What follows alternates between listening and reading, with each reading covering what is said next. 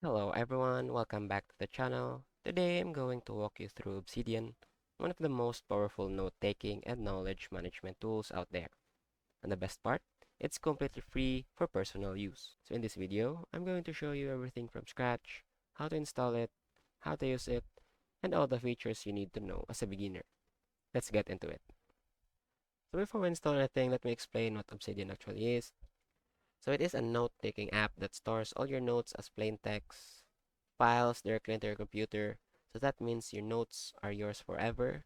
No cloud lock-in, no subscription required, and no internet needed. So unlike apps like Notion or Evernote, Obsidian works on top of a simple folder on your device. Every note you create is just a text file that sounds simple, but here's where it gets powerful. Obsidian lets you link your notes together, just like how websites link to each other. So if you have a note about productivity and a note about time management, you can connect them, and over time your note becomes and forms a web of connected ideas, almost like a second brain. On top of that, there are hundreds of plugins, themes, and customization options, but don't worry, we're going to start from the basics today. Alright, so let's get it installed. So head over to obsidian.md. You'll see a big download button right here on the home page. Obsidian is available for Windows, Mac, Linux, iPhone, and Android, so whatever you're on, you are covered. Click download, run the installer, and open the app. There is no sign up required and no account needed. It just opens. The first thing it's going to ask you is whether you want to create a new vault, open an existing folder, or open the help vault. So let's talk about what vault actually is. A vault is just a folder in your computer where all your notes will live. Think of it as your notebook, but stored as files you can always access. So click Create Local Vault, give it a name, and choose where on your computer you want to save it. And that's it. You're in. This is your Obsidian workplace. To create a new note, you can click the pencil button here on the top left of the screen. A new untitled note opens up in the editor, so just start typing. Give it a title at the top and write whatever you want. So for this note, let's have a title of my first note. Now Obsidian uses Markdown formatting, so if you have never heard of Markdown, don't worry, it's very simple. Here's all you need to know as a beginner. One hashtag before a word makes it a big heading, so make sure to put a space. Two hashtag makes it a smaller heading. Two asterisk around the word makes it bold. Two asterisk around the word makes it bold. One asterisk makes it italic.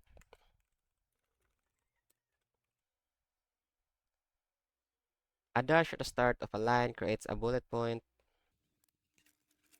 A number followed by a period creates a numbered list. That's honestly all you need to start. You don't have to memorize anything, just use what feels natural and you'll pick up the rest over time. So there's something important you need to understand about Obsidian. It has three different view modes, and this is what confuses most beginners. So the top right corner, you'll see a small icon there that controls your view mode, and there are three modes. First is the source mode. This shows you the raw text with all the formatting symbols visible. This is where you can see the hashtags and asterisk as actual characters. Next is the live preview. This is the default mode. It hides the formatting symbols and shows you the formatted result, but still lets you edit. This is what most people use. And lastly, the reading view. This is a fully rendered, read-only view. You can read but not edit here. And here's a tip. You don't have to memorize all of this. You can also right-click the editor and use the format menu to apply the formatting without typing any symbols. So let's go back to the source view, right-click the word, go to format, and Obsidian does it for you. Now let me show you the graph view. So all you have to do is click the open graph view. As you can see here, it's already open on my hand. So if it's not open on your end, just click this. This is a visual map of all your nodes and their connections. So every dot is a node. Every line between two dots means one node links to one another. So right now, it looks small because you only have two nodes. But as your vault grows, This becomes a real map of your knowledge, showing you how all your ideas are connected. You can zoom in and zoom out, click any dot to open that note, or use filters. Search in Obsidian is really fast, so all you have to do is press the search button, type in any word, and it finds it instantly. So for example, I'm gonna search for the bold text I typed in my first note. You can see here, it searches it automatically inside the contents of your notes, not just the titles. So there's also a quick switcher. You can press Ctrl plus O, which lets you jump to any other note by name. You can also press this for the quick switcher, so you can jump into any other note. This is super useful once you have a lot of notes. Now for organizing your notes, you have two tools, folders and tags. So go back to the files. For folders, right-click in the Files Explorer. Here, click New Folder, give it a name, and then drag your notes into it. Simple as that. For tags, inside any note, just type hashtag followed by a word with no space. Let's say, for example, hashtag heading. And my other note, I'll also add that. Just like this. Just type hashtag followed by a word with no space. So notice this is different from headings. So for headings, you need a space after the hashtag. So for tags, no space. The hashtag goes right before the word. Tags are great for grouping notes across different folders. So you can click a tag to see every note that uses it. So as you can see, here are the list of notes that uses that hashtag. Now let's talk about plugins, because this is where Obsidian becomes incredibly powerful. First is go to settings. Down here, click the gear icon.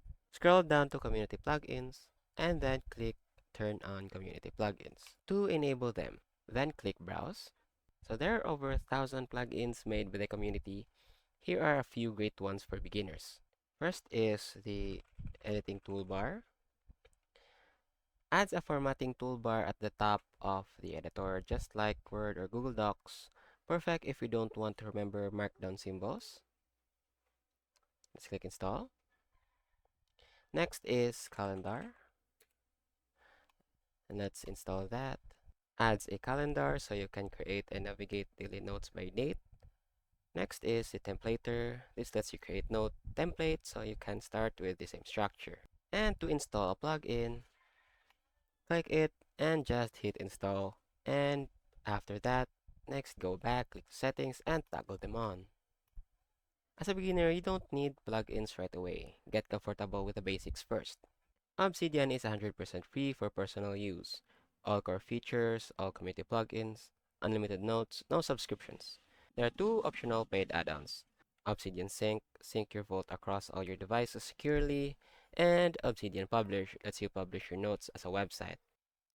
And that's your complete beginner's guide to creating Obsidian. Now you know how to install it, create a vault, write and format notes correctly, link notes together, use the graph view, search, organize with folders and tags, and install plugins. If this helped you, please leave a like and subscribe. Thanks for watching and see you in the next one.